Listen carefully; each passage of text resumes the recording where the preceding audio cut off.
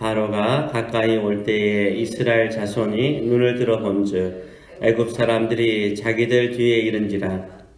이스라엘 자손이 심히 두려워하여 여호와께 부르짖고 그들이 또 모세에게 이르되 애굽에 매장지가 없어서 당신이 우리를 이끌어내어 이 광야에서 죽게 하느냐. 어찌하여 당신이 우리를 애굽에서 이끌어내어 우리에게 이같이 하느냐. 우리가 애굽에서 당신에게 이른 말이 이것이 아니냐. 이르기를 우리를 내버려 두라. 우리가 애굽 사람을 섬길 것이라 하지 아니하더냐. 애굽 사람을 섬기는 것이 광야에서 죽는 것보다 낫겠노라. 모세가 백성에게 이르되 너희는 두려워 말고 가만히 서서 여호와께서 오늘 너희를 위하여 행하시는 구원을 보라. 너희가 오늘 본 애굽 사람을 영원히 다시 보지 아니하리라. 여호와께서 너희를 위하여 싸우시리니 너희는 가만히 있을지니라. 아멘. 살아서 종살이 할 것인가 죽더라도 보호할 것인가, 이런 제목을 가지고 같이 은혜를 나누기를 원합니다. 사람들이 두려움에 사로잡힐 때, 가장 큰 위기 속에 있을 때, 이 두려움에 사로잡힐 때 불평도 원망도 나오지만 또 뭣도 나옵니까?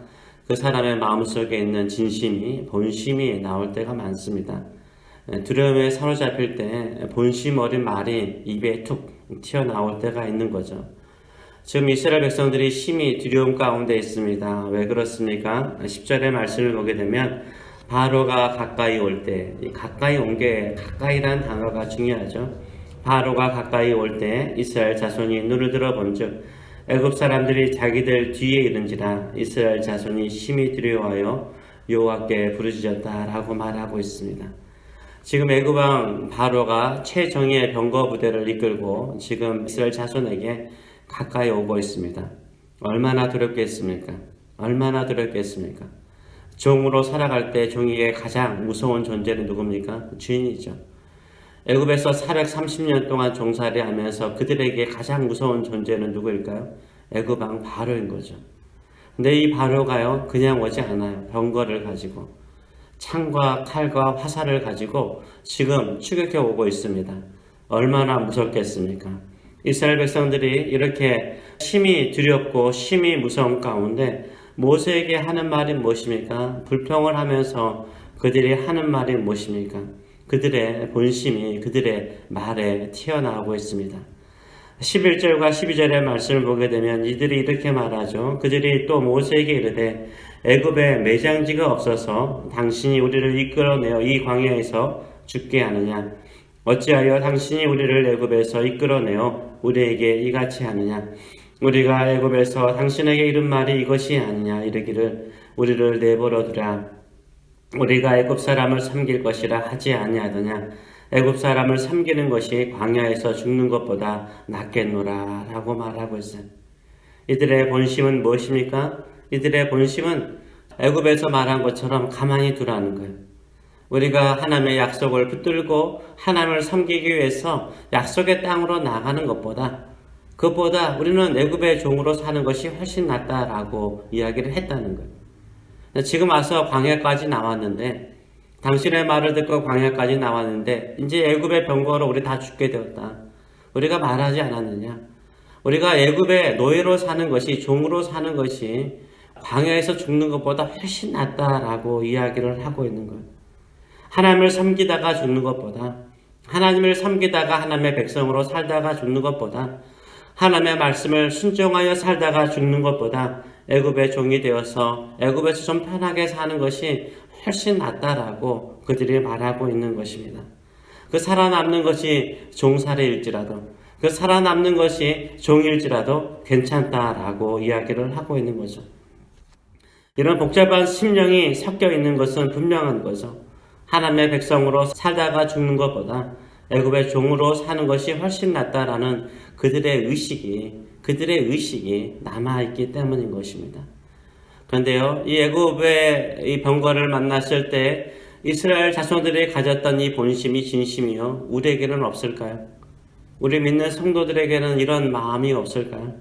있을 때가 많죠. 우리도 하나님을 제대로 믿기 위해서, 말씀대로 믿기 위해서, 또 믿음대로 살기 위해서, 하나님을 온전하게 섬기기 위해서 세상의 종살이보다는 세상이 말하는 세상의 가치관이나 세상이 말하는 부유함이나 세상이 말하는 행복이나 세상이 말하는 축복이 아니라 하나님께서 말씀하시고 예수님께서 말씀하시고 성경이 약속하는 그 축복을 향하여 우리가 살려고 하다 보면 어디로 가요? 광야로 가게 돼 있어요. 그리고 광야에 있다 보면 우리 마음속에 그런 마음이 드는 거예요. 외롭다, 힘들다. 그런데 우리가 도저히 극복할 수 없는 최고의 위기를 만날 때가 있죠. 위험을 만날 때가 있어요. 힘든 일을 만날 때가 있어요. 그럴 때 우리 마음속에 어떤 마음이 들어요? 아, 이렇게 사느니, 그러니까 믿음대로 살아서 광야에서 죽느니, 믿음대로 살다가 말씀대로 살다가 광야에서 죽느니 세상에 종살이 하는 게 낫겠다. 세상 사람들과 타협하며 사는 것이 낫겠다. 세상의 가치관을 따르는 게 낫겠다. 세상이 말하는 그 축복을 향하여, 그 행복을 향하여 나도 똑같이 사는 것이 훨씬 낫겠다. 이런 생각을 할 때가 있어요, 없어요? 있죠. 있어요. 우리도요. 광야에서 죽는 것보다 애굽의 종살이로 살다가 죽는 것이 훨씬 낫다라고 생각할 때가 참 많습니다. 우리가 세상을 살다 보면 그런 경우가 참 많거든요. 말씀대로 믿음대로 산다고 그래서요, 그냥 자유인으로서 그냥 막 모든 것을 다 형통하게 되는 경우가 많지 않아요. 오히려 말씀대로 사는 사람이요, 광야에 사는 것처럼 살 때가 많고요, 애굽왕 바로의 군대를 만나는 것처럼 사방으로 우겨싸임을 당할 정도로 위기 속에 살 때가 많습니다. 그럴 때 우리 마음속에 내가 믿음대로 사는 것이 바르게 살고 있는가라는 고민을 할 때가 많은 거예요. 한국 정치판을 보게 되면 저도 정치 별로 관심 갖지 않으려고 하는데요. 제 연령의 사람들이 이제는 거의 권력의 중심부에 들어가 있는 것을 제가 좀 이름들 들으면 기억이 나더라고요. 그러면서 느끼는 것 중에 하나가 정말로 국민들을 위해서 순수하고 깨끗한 마음, 또 청결한 심령을 가지고 정치하는 사람은요, 이상하게요, 다 좌파나 우파나 상관없이, 진영에 상관없이요, 일찍 죽어요.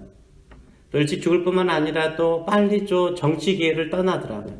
정치계를 빨리 떠난 거예요. 그 순수하고 깨끗한 마음이 그 정치판에서 자신을 더럽히는 것을 아는지 빨리 떠나요.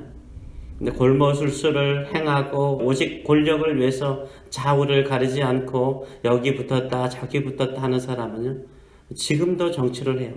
지금도 살아남아서 정치를 하는 경우를 많이 보게 됩니다. 그러다 보면 우리 마음이 흔들리죠. 착하고 순수하게 사는 것보다 좀 타협하며 사는 것이, 융통성 있게 사는 것이 훨씬 낫다라고 생각하는 경향이 참 많아요. 우리가 교회 생활하더라도, 사회 생활하더라도 누구만을 바라봐야 돼요? 예수 그리스도만을 바라보시는 저와 여러분 되시길 축원합니다. 예수님만이 희망이에요.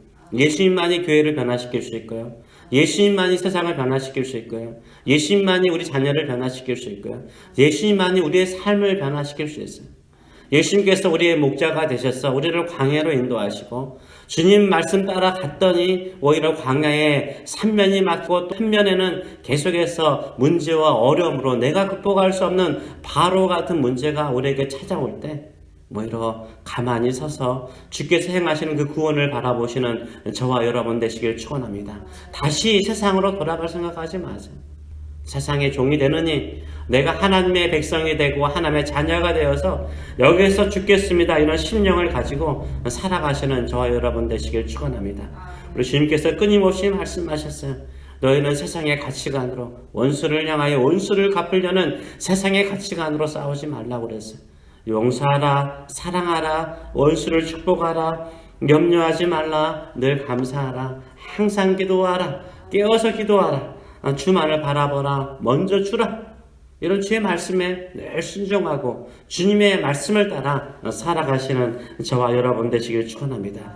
이렇게 불평하고 세상으로, 애굽으로 돌아가고자 하는 이스라엘 자손들을 향하여서 모세가 그들과 싸웁니까? 아니요, 싸우지 않아요. 뭐라고 말해요? 믿음으로 살라는 거예요.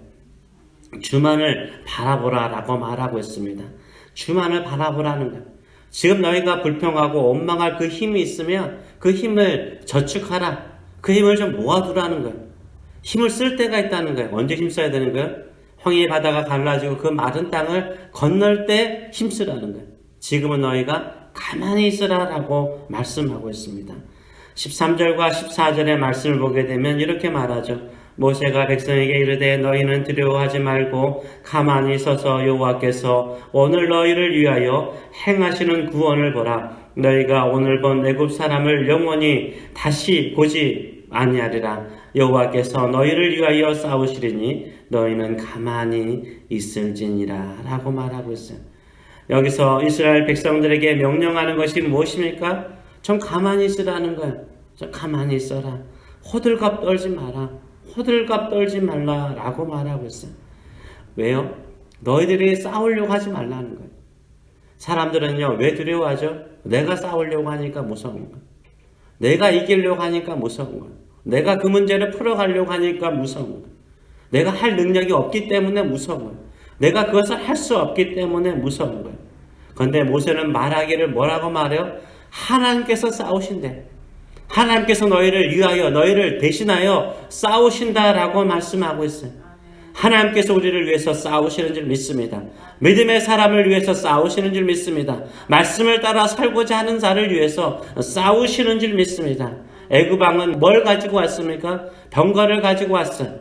수많은 군대를 데리고 왔습니다. 창검을 가지고 왔습니다. 그러나 하나님은 이들을 향하여 뭘로 싸울까요? 창검으로 싸울까요? 무기로 싸울까요? 병거로 싸울까요? 수많은 군대로 싸울까요? 아니요. 하나님의 창조하신 모든 것이 다 하나님의 무기인 줄 믿습니다. 하나님께서 하나님이 창조하신 모든 것이 우리를 위해서 싸우시는 하나님의 무기가 되는 거예요. 홍해 바다가 무기가 되고 바람이 무기가 되고 어둠이 무기가 되지 않았습니까? 마찬가지예요. 하나님이 우리를 위해서 싸우십니다. 우리는 가만히 서서 주만을 바라보시는 저와 여러분 되시길 축원합니다. 하나님께서 싸우실 것을 믿고 믿음으로 고우하시는 저와 여러분 되시길 축원합니다. 죽더라도 내가 믿음 안에 예수님 안에 살겠습니다. 죽더라도 살더라도 주님의 영광을 위해서 주의 말씀을 따라 살겠습니다. 이런 결단과 믿음을 가지고 앞으로 나가시는 저와 여러분 되시길 축원합니다. 기도하겠습니다. 살아계신 하나님 아버지, 우리는 우리가 싸우려고 할 때, 우리가 이기려고 할 때, 우리가 가진 무기를 가지고 능력을 가지고 싸우려고 할 때 두려울 때가 참 많습니다.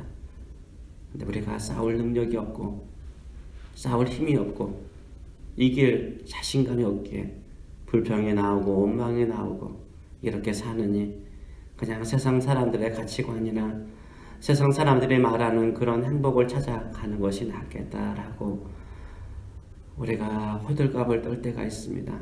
다시 눈을 들어 주를 보게 하여 주시고 나를 위해서 싸우신 하나님, 세상 사람들이 가지는 그 무기를 가지고 우리를 위해서 싸우시는 것이 아니라 이 세상의 모든 것을 창조하신 하나님께서 이 세상의 모든 것을 가지고 우리를 위해서 싸우시는 전능하신 하나님, 능력의 하나님을 가만히 잠잠히 바라보는 믿음의 사람 될 수 있도록 인도하여 주시옵소서. 가만히 주만을 바라보는 자 되게 하여 주시옵소서. 감사드리며 예수님의 이름으로 기도하옵나이다. 아멘.